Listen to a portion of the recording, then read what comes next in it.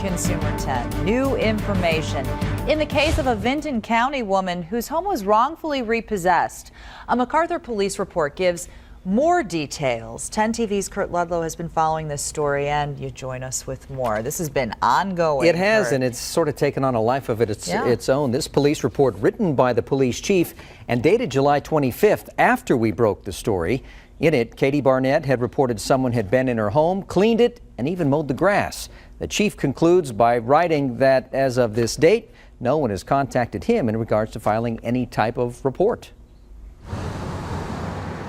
It seems everybody in McArthur knows what a bank admits to doing to Katie Barnett. Well, if I was her, I'd take them for everything that they had. I think it's a bad story.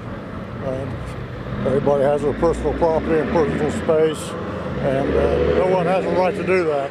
The First National Bank of Wellston says it mistook Katie's home for one of its foreclosed homes across the street. Katie says the bank destroyed $18,000 worth of her property. But the bank is fighting back, saying Katie is exaggerating her losses.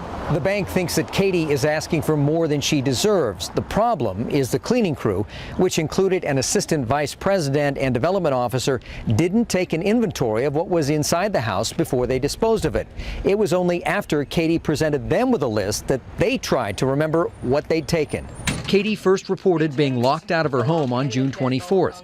McArthur police responded, but waited a month before writing a report. In the narrative, dated July 25th and released late yesterday, police say, quote, Mrs. Barnett did not advise this officer of anything being taken or missing. Katie says that's true. In a phone interview with us, Katie explained she and her husband were going through a separation at the time. She was moving back into the house right after her husband moved out.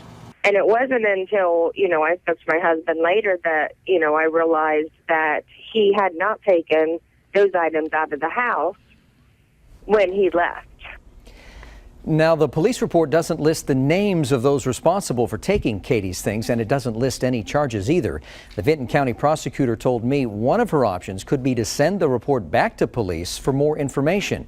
By the way, Katie is no longer doing interviews on the advice of her attorney. For Consumer 10, I'm Kurt Ludlow.